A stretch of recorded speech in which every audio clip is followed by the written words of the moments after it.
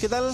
Bienvenidos a la teleentrevista de esta jornada. Estamos llegando ya a la parte final de nuestra programación en vivo y en directo y seguimos en modo pandemia.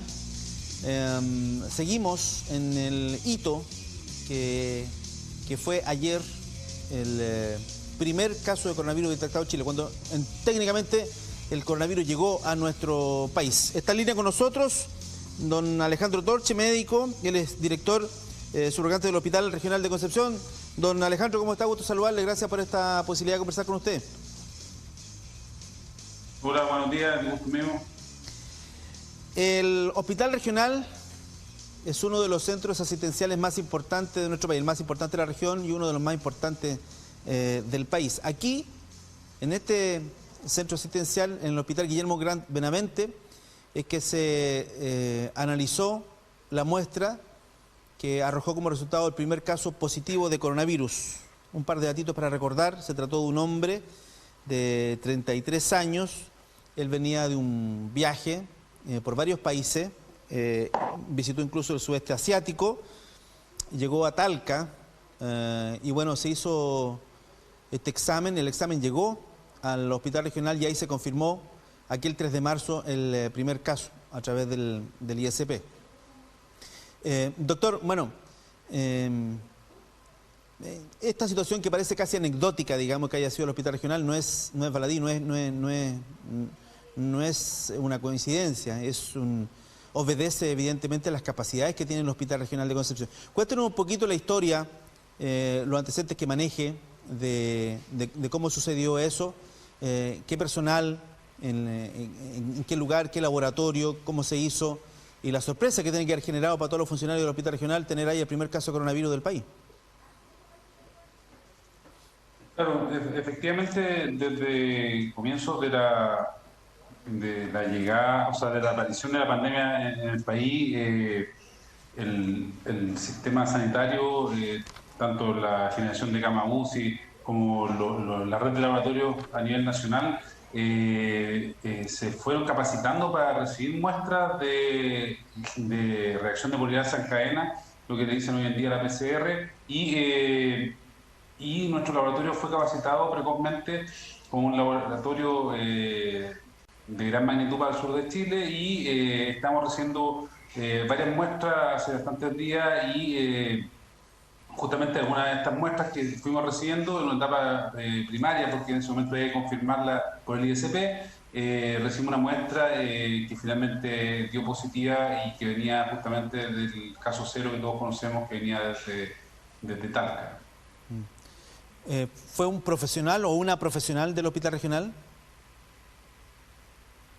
Claro, fue el tecnólogo y bioquímico ¿cómo se llama? Una tecnóloga la que vio, y como decía, ahí se avisó a las autoridades y luego se mandó la confirmación al ISP. En ese momento teníamos que realizarlo porque estábamos testeando los primeros casos a nivel nacional. Tengo que esperar la confirmación, que hoy en día ya no se espera, esa confirmación desde el ISP durante esas horas de espera antes de que el ministro diera la información oficial. Sí, en una conferencia de prensa bien improvisada, me acuerdo yo. No sé en qué lugar los pilló la información, pero donde estuvieron dieron esa conferencia de prensa, insisto, bien improvisada. Bueno, doctor, desde ese primer caso que se diagnosticó aquí en el Hospital Regional de Concepción, ha pasado un año, digamos. No sé si tendrá el dato preciso, pero deben ser miles, decenas de miles probablemente los exámenes que han realizado usted ahí en el Hospital Regional, ¿o no? Sí, hasta el momento llevamos 268.000 exámenes de polimerasa en cadena realizados en nuestros laboratorios, ¿ya? Y muchos de los que corresponden de nuestra propia región, muchas veces también, así como fue el primer caso, hemos recibido de otras regiones, incluso de Santiago, ya que han tenido larga espera. Nosotros hemos colaborado en sacar exámenes con mayor rapidez. ¿No ha variado mucho el procedimiento en términos de, por ejemplo, la rapidez de los resultados? Las personas que se hacen el PCR, en general, hoy, entiendo yo, se demora 24 horas en obtener el resultado. ¿Eso antes no era así de rápido, o sí? O sea, lo que pasa es que el procesamiento de la muestra es bastante más corto de 24 horas. Muchas veces en menos de 6 horas desde que la muestra entra al laboratorio y se procesa. Ya. ¿Ya? Muchas veces como son equipos automatizados donde hay que juntar muestras o las muestras llegan a distintas horas del día y se sacan como camadas, por así decirlo, de muestra, uno en general como que el tiempo son 24 horas. Desde que la persona se toma una muestra en cualquier parte hasta que muchas veces recibe el resultado. ¿Ya? Hoy en día el proceso un poquito más expedito porque tenemos más expertise, también hemos adquirido, ¿cómo se llama?, equipamiento para poder procesar las muestras más rápido también. Sí, bueno, ha pasado un año, digamos. Hablemos un poquito del hospital regional. Es un año bien particular, a usted le tocó asumir, digamos, en un año bien particular. No son condiciones normales. Cuéntenos un poquito del hospital regional, cuánta gente trabaja ahí y cómo, por ejemplo, está el dato de las camas críticas. Cómo ustedes han transformado camas críticas. ¿Cuántas tenían antes? ¿Cuántas tienen hoy? Y a propósito de la última instrucción recibida ayer, entiendo, o antes de ayer, por el ministro de Salud, van a verse con la necesidad de ampliar incluso las camas críticas. Claro, nosotros como somos un gran establecimiento a nivel del país, contamos con más de 6.000 trabajadores, ya en nuestra dotación habitual de UCIs, que son UCIs, en total son 34 UCIs, se dividen en UCIs quirúrgicas, UCIs médicas, UCIs coronarias, tienen distintas funciones cada una por el mismo apellido que tienen. Esas camas habitualmente nosotros contamos son 34 camas, ya que un volumen importante de camas críticas, ya. Se hizo un esfuerzo que estuvo liderado desde el Servicio de Salud Concepción, por el doctor Andy y por yo mismo que estaba en ese momento en el Servicio de Salud, con el personal todo del Hospital Regional y su UCI, y llegamos en un momento a complejizar hasta 64 camas. Ya eso fue a principios de mes de noviembre y luego se hizo una nueva complejización hasta 76 camas. Ya actualmente contamos con 76 camas, también fomentamos y ayudamos a nuestros vecinos que son los hospitales traumatológicos, que estamos aquí a una puerta de distancia, donde nosotros junto con ellos hicimos una labor importante y rápidamente subimos 6 camas más, que lo subamos a la red del Servicio de Salud Concepción. ¿Ya? Y según los últimos requerimientos que nos hace el Ministerio de aumentar más aún la cama para absorber el punto que está teniendo la región, nosotros en este momento estamos preparando en 2 etapas aumentar, espero, entre 8 y 9 camas más en lo que va esta semana y la otra. Ya ha sido un esfuerzo tremendo. Se imaginarán que en la cama crítica no solamente es la cama, sino que es un sinnúmero de funcionarios de salud, de un equipo completo, de técnicos paramédicos, de médicos, de tecnólogos, fonoaudiólogos, etcétera, etcétera. ¿Ya? Así que hemos crecido enormemente en las camas críticas y estamos orgullosos como hospital, digamos, de haber hecho un esfuerzo tremendo y que seguiremos haciéndolo también para darle respuesta a nuestra propia ciudad. Sí, el tema, imagino yo que es finito. No podemos eternamente estar reconvirtiendo camas críticas porque, como usted bien dice, no solo es la cama, sino son los equipamientos y, tal vez más importante aún, los profesionales. Y el recurso humano también es finito. Si no tenemos tantas escuelas de medicina o tantas escuelas de enfermeros, qué sé yo, o tanto profesional, han debido, imagino yo, como hospital regional, contratar muchísima gente de manera excepcional para estos tiempos, ¿no?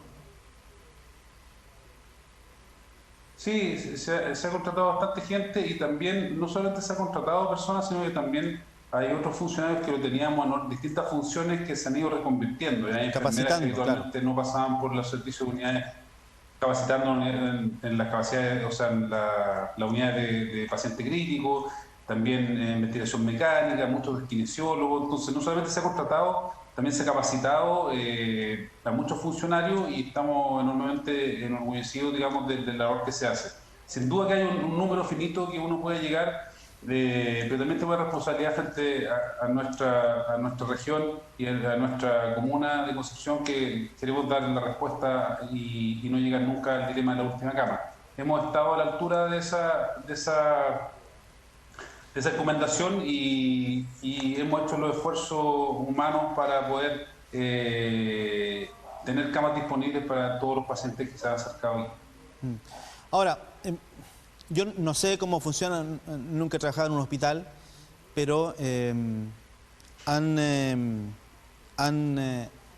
tienen ahora una capacidad instalada distinta a la que tenían al inicio de la pandemia, específicamente con el tema de las camas críticas.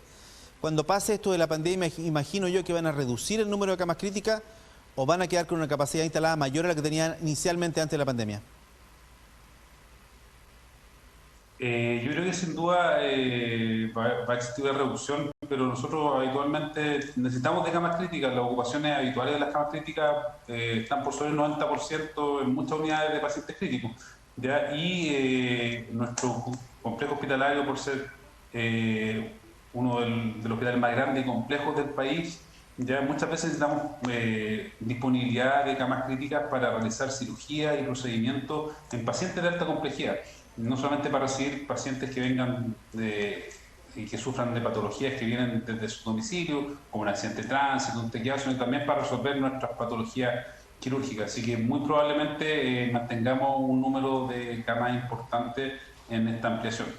Por otro lado, también esa ampliación de camas ha tenido que reducir algunas otras unidades que en algún momento tendrán que ser devueltas, por así decirlo. Hay unidades de pediatría, hay unidades de UTI, etcétera. También necesitamos de esas camas.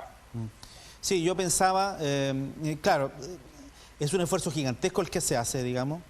Una vez que pase la pandemia, esto va a tener que necesariamente contraerse, digamos. Van a disminuir el número de camas críticas, como dice usted, para devolver, digamos, los suministros o elementos técnicos a los distintos departamentos. Pero también, después de la pandemia, se nos viene otro tema, que es el tema de las cosas que quedaron pendientes tras la pandemia. Y por lo tanto, ahí se va a necesitar un número también importante de camas críticas para atender las patologías que durante la pandemia no fueron atendidas. Porque si no, se nos va a formar ahí una fila gigantesca de personas, digamos, con las consecuencias que eso puede tener para la salud de las mismas personas que están con tratamiento u operaciones o intervenciones pendientes, doctor, ¿o no?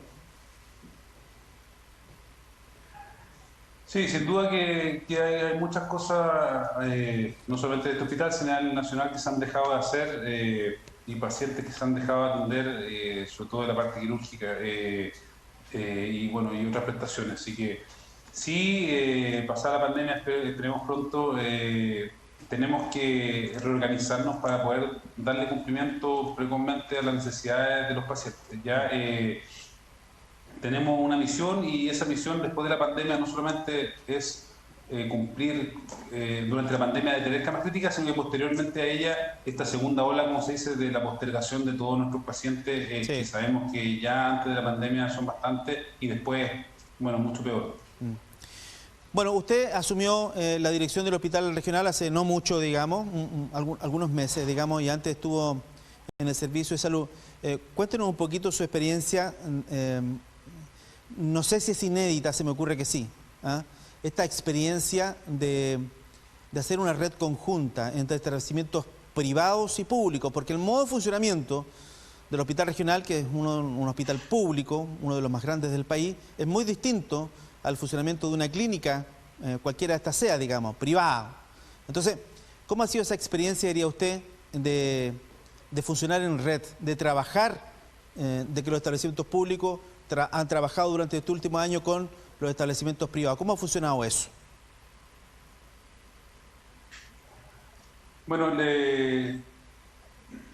mi impresión, yo creo que la impresión importante es que desde un comienzo, como la articulación se hizo público-privada a nivel central del ministerio y fue ocupación de ello decretar los instrumentos legales y comprometernos en la parte público-privada de tener una ampliación de camas críticas, no solamente la parte pública, sino que la privada, como socio estratégico fue fundamental. Ya nosotros somos una ciudad que, Dios mediante, tenemos un gran número de clínicas, por lo tanto, un gran número de porcentaje de camas críticas. Y la ampliación de tanto el sistema público como privado ha sido fundamental para mantener la pandemia. Si no hubiese sido así, las camas del sistema público, sin contar con las privadas, o si las privadas no hubiesen realizado el esfuerzo inmenso que han realizado, al igual que el nuestro y algunas veces mayor, no hubiéramos tenido la disponibilidad de camas críticas a nivel regional, me refiero, y a nivel nacional ocurre lo mismo. Así que la impresión yo anteriormente en el servicio de salud y posteriormente ahora en el hospital, es que la ampliación de camas críticas y cómo ha funcionado en red ha sido bastante positivo. Hay pocas cosas que destacar lo negativo, pero ha sido en suma todo muy positivo. Sí, hay otra cosa que destacar, creo yo también, y es el tema de los trabajadores de la salud en términos generales.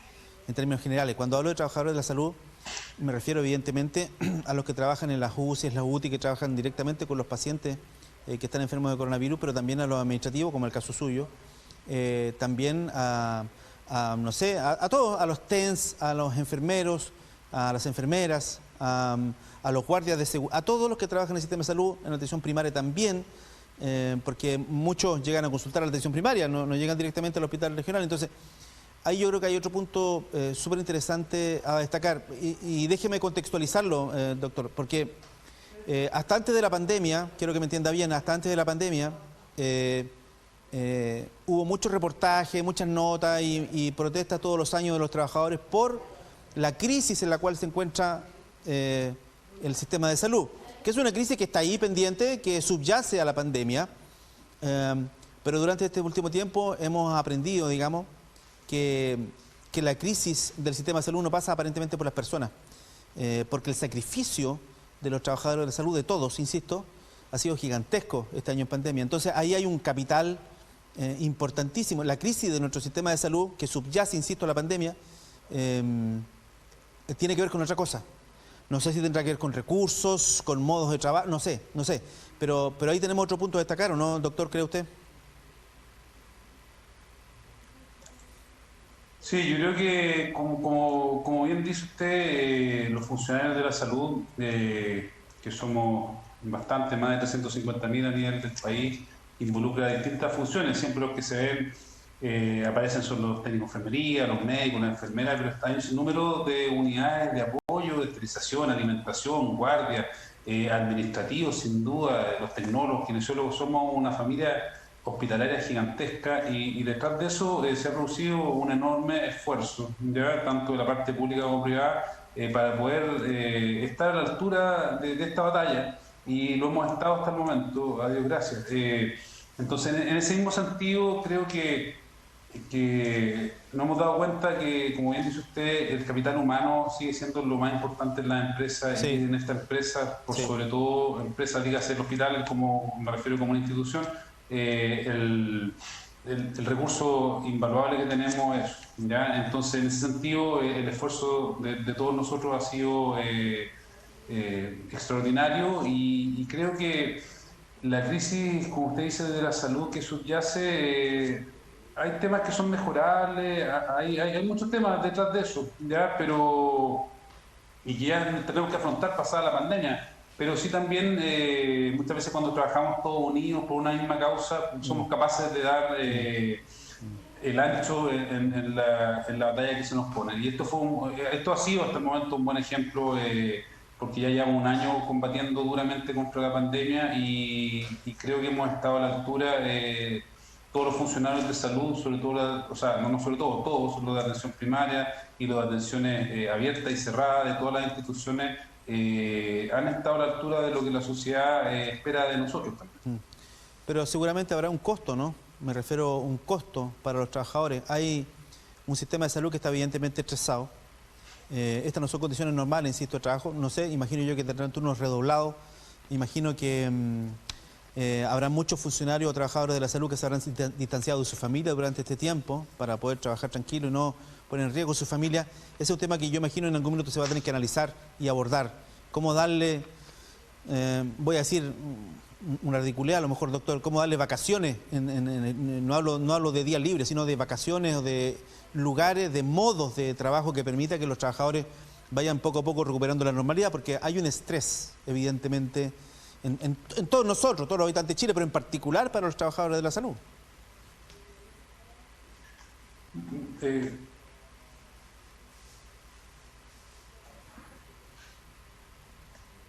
Doctor, ¿me escucha? Ahora sí. Ahora sí. No, yo le decía que... Sí. dígame nomás. No, que con respecto a los trabajadores de salud, quiero decir que desde un comienzo de la pandemia se han hecho bastantes esfuerzos desde las instituciones, tanto el Servicio de Salud como el Hospital Regional, que van en favor de los funcionarios, preocupándonos en cierta medida de lo que podemos abarcar en cuanto a la salud mental. Se ha desplegado un equipo de psicotrauma que dispone el Servicio de Salud para poder atender y poder acompañar un poco a nuestros funcionarios. También se han hecho turnos rotativos en algunas unidades donde lo permiten, obviamente, para que los funcionarios tengan un resguardo, la institución de funcionarios, y también puedan darse descanso. Y también durante todo este año que han tenido que redoblar turnos, también hemos dado en la medida de lo posible vacaciones y permisos administrativos para que las personas también vayan descansando, porque si uno trabaja todos los días, finalmente es imposible responder Claro. como hay que responder en el hospital. Así que eso se ha ido dando en la medida de lo posible, y la respuesta de nuestros funcionarios en general ha sido de las mejores, y también nosotros hemos podido, como decía, en la medida de lo posible, otorgar algunas vacaciones y días libres incluso, o días de resguardo, para que así también nuestros funcionarios, que señalan el gran peso del trabajo, y la institución también tener funcionarios por si se contagian con el virus. Hemos tenido cosas mezcladas con respecto a eso. Sí, y ¿qué va a quedar finalmente de la pandemia? Me refiero en términos casi de procedimiento. Asistir hoy al hospital regional no es igual que asistir hace 2 años al hospital regional. Uno entraba libremente casi, digamos, sin ninguna medida de protección. Ahora hay una serie de procedimientos, protocolos, cambios en los protocolos de atención de los pacientes. Yo entiendo que a todos los pacientes casi que ingresan al hospital se les hace el PCR, en fin. ¿Qué tanto de estos procedimientos, protocolos van a quedar tras la pandemia, cree usted? Hay cosas que, el lavado de manos, por ejemplo, el uso de mascarilla permanente, son cosas que a lo mejor van a quedar, ¿o no? O sea, sin duda, el lavamanos, el uso de mascarilla, la cantidad de personas por salas de espera, que muchas veces limita Sí. nuestro ¿cómo se llama?, funcionamiento, Sí. van a quedar. Y esto no solamente en los hospitales, como podemos ver, si uno quiere ir a algún establecimiento de otro tipo, también existen estas medidas, ¿ya? Pero sobre todo los hospitales, porque muchas veces, como ustedes han visto, en los hospitales hay un gran número de pacientes citados, y se producen muchas aglomeraciones, sobre todo de pacientes que no solo, como somos hospital regional, también recibimos pacientes de otras comunas que vienen en micro, desde las mismas comunas o de los mismos hospitales periféricos, y llegan todos juntos. Y esto también es una tremenda misión que tenemos y que ya estamos haciendo, de limitar la cantidad de aforos, tratando de mantener el mismo número de pacientes atendidos. También hay que juntar el número de aforo junto con el espacio físico, y para permitir que no se nos contagien pacientes en virtud de la pandemia. Es un tremendo desafío. Sí, también hemos visto, digamos, el traslado de los funcionarios del hospital regional a través de buses en las tardes también. Ese es un procedimiento que imagino yo se aplica ahora por la pandemia, pero que después tendrá que regularizarse. Le quiero preguntar por el tema de las vacunas. ¿Cuántos funcionarios del Hospital Regional de Concepción ya recibieron sus vacunas? ¿O la primera dosis, o la primera y segunda versus la primera? Bueno, la vacuna, nuestros funcionarios tuvimos varias camadas de vacunas. La primera fue el 25 de diciembre, después recibimos la otra hace un mes atrás. Más de 5.000 funcionarios se han vacunado, y entre ayer y hoy día ayer partimos nuestra revacunación, vacunamos 2.000 personas ayer, y hoy día ya hemos vacunado 680 en lo que va hasta este momento que tenemos la conversación. ¿Ya? E incluso teníamos personas rezagadas que no quisieron recibir la vacuna por un sinnúmero de cosas que no quisieron recibirla, y de esos rezagados ya llevamos como 150 que quisieron ponérsela en esta segunda instancia.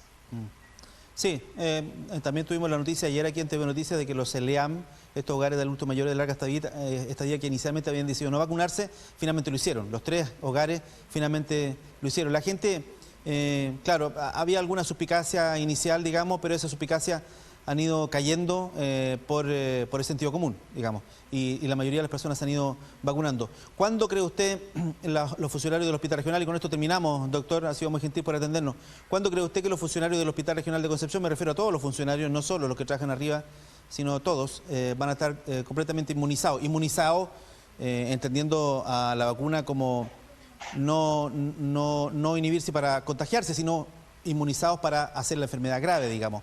¿En un mes más cree usted eventualmente que estarían todos con sus 2 dosis? No, se equivoca. Nosotros, la mayoría de nuestros funcionarios va a terminar de vacunarse durante esta semana y la próxima, porque hay gente con vacaciones, con turnos, etcétera. ¿Pero con las 2 dosis? ¿Con las 2 dosis o con una dosis? Sí, estamos vacunando nuestra segunda dosis de nuestros funcionarios. Perfecto. Y vamos a completarla probablemente el 90% esta semana, de la segunda dosis. Eso es una muy buena noticia, porque eso significa que debiéramos ver en los próximos días una caída importantísima en el número de funcionarios de la salud que hacen la enfermedad o que llegan finalmente a centros asistenciales. Se calculaba más o menos que entre un 5 y un 10% de los contagiados eran funcionarios de la salud y que caían finalmente a hospitales.